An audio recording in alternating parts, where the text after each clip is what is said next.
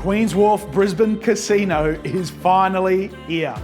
But maybe not for long. During the production of today's video, more news about the Star's financial troubles came to light, revealing the possibility of the Star Casino could soon close its doors only 1 week after opening. So I'm going to continue with the video as we've shot it and elaborate a little further on the potential closure later on in the video. So let's get back to it. Queen's Wharf Brisbane Casino is finally here. The massive development in the heart of Brisbane began its staged opening last week and has already become an iconic part of the city skyline. With a mix of casino, gaming, retail, fine dining, accommodation, entertainment, and public space, Queen's Wharf took inspiration from Singapore's Marina Bay Sands and aims to become a key part of Brisbane's tourism identity. But what can the residents of Brisbane actually expect from this mega project? What parts of the development can you experience right now? What's still to come? And what effect will it have not only on Brisbane's tourism, but the city's global reputation? I'm Mel Pikos, and today we're talking tactics. I've briefly covered Queen's Wharf a handful of times on this channel. I've linked to those videos in the description down below. In fact, if you haven't already, why not subscribe to the channel so you don't miss the next video? I cover all sorts of topics ranging from Australian infrastructure projects to politics and business news, so if this sounds interesting to you, hit that subscribe button now. What is Queen's Wharf?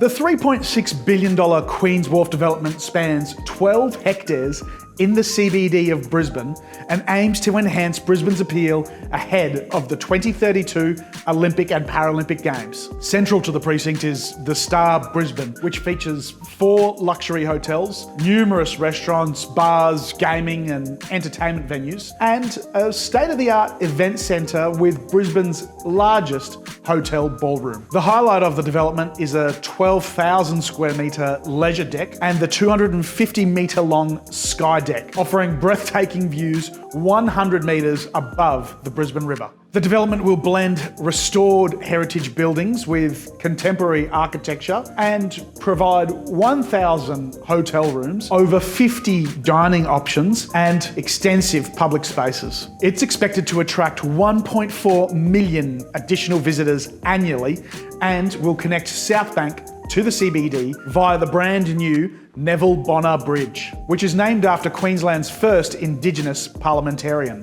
The project was funded and is being delivered by the Destination Brisbane Consortium. What parts of Queen's Wharf has opened? On the 29th of August 2024, the staged opening of Queen's Wharf began. This included the Neville Bonner Bridge, allowing pedestrians to cross the river from Southbank directly to the Queen's Wharf development. The Skydeck, 100 metres above the streets of Brisbane, offering the public incredible views of the river, Southbank and beyond. The Star Grand Hotel, and a handful of restaurants and bars. Still to come over the next phase of the openings are the Dorset and Rosewood hotels, luxury retail stores, the terrace dining, including various restaurant options, the heritage buildings, and the leisure deck, the open-air lush green space nestled amongst the towers and features space for a moonlit cinema, pop-up markets, and other outdoor events. How will Queen's Wharf actually change Brisbane?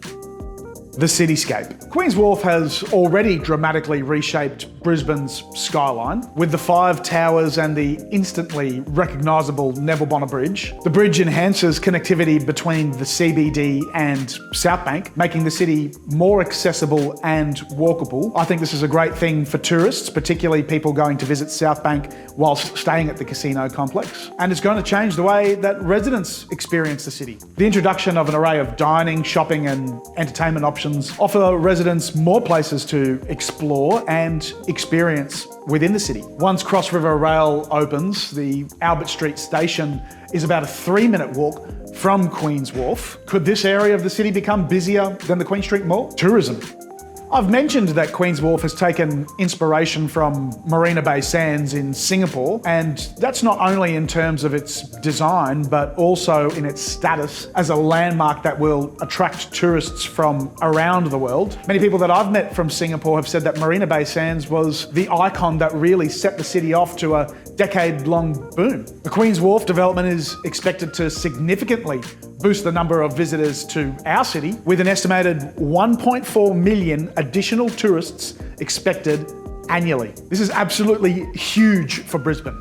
This influx of tourists will be further supported by increases in airport capacity and the addition of new flight routes, making Brisbane more accessible to international travellers. New routes commenced in full year 24 to Brisbane included China Southern to Guangzhou and Shanghai, Jetstar to Tokyo, Osaka and Seoul, Qantas to Wellington and Honiara, Solomon Airlines to Munda, Air Vanuatu to Espiritu Santo, and Nauru Airlines to Palau. Plus, a further 5 routes have been announced and are expected to commence in early 25. American Airlines to Dallas, Fort Worth, Delta Airlines to Los Angeles, Qantas to Manila and Port Vila, and Jetstar to Bangkok. The second runway at the Brisbane airport appears to have been built just in time, and in my opinion, we really need that planned third terminal built as soon as possible to help accommodate all these new visitors, especially with the 2032 Games expected to see a huge influx of tourists. Jobs. The construction of Queens Wharf has already generated thousands of jobs, providing a major boost to the local economy. It was hard to get concrete in Brisbane for quite a long time. During the construction, it delivered over 1 million training hours to help upskill the workforce. And once all stages are completed, the development will continue to support ongoing employment opportunities across various sectors, including hospitality, retail, tourism, gaming and entertainment. It's expected to support around 8,000 ongoing operational jobs once fully operational. International investment. Queens Wharf is likely to attract significant international investment as overseas investors see the potential in Brisbane's evolving landscape. Large-scale developments like this signal to investors that Brisbane is a city on the rise, making it an attractive destination for capital. Furthermore, Queens Wharf will establish Brisbane as a leading destination for international and domestic conferences, boosting the city's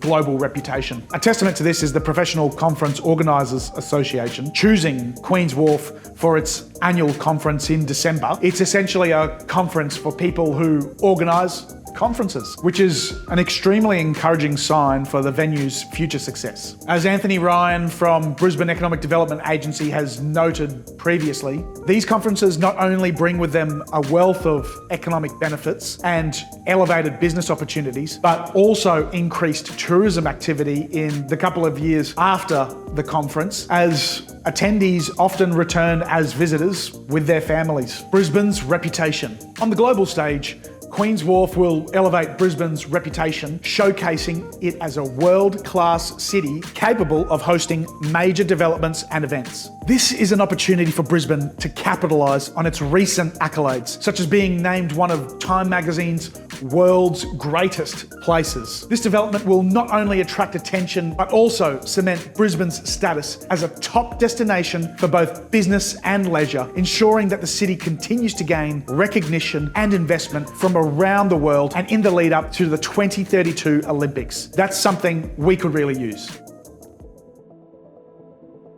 But will Brisbane be able to reap all the benefits that come with the development, or will Queens Wharf close only a week after opening its doors? Star Entertainment Group has been suspended from trading on the Australian Stock Exchange after they failed to lodge its financial results. CEO Steve McCann has been lobbying both the Queensland and New South Wales government for financial support, hoping to defer its tax obligations in order to keep operating. The New South Wales government has declined to intervene and said it's a Queensland problem, and the Queensland Premier Stephen Miles has said, "We've been in discussions with them about their taxation arrangements. There are hundreds of Queenslanders who have a job this week that did not exist last week because of Queens Wharf Brisbane. So I really hope that Star are able to work through these difficulties. This is a fantastic asset for our city. It is a big job generator. It is a major attraction to our city and state. It sounds like the Star's tax obligations to Queensland would be delayed,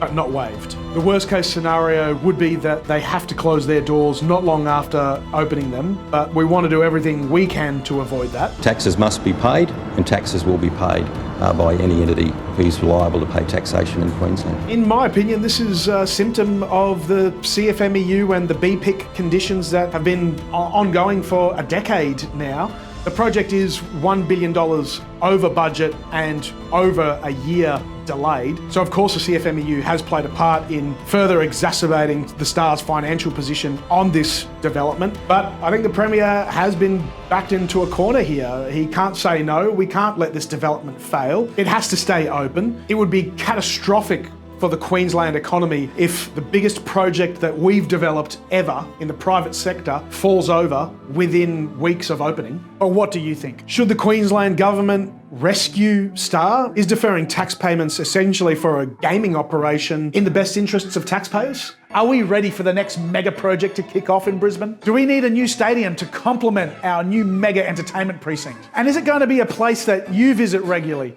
whether to shop, dine, gamble, or just enjoy the incredible views from the Skydeck? I'd love to know your thoughts in the comment section down below. Make sure you hit that like and subscribe button, because on the next video, we're going to be talking about all the stadium options that are being considered for the opening and closing ceremony for the 2032 Brisbane Olympic Games. But that's it for today. I'm Pikos, and we've been talking tactics.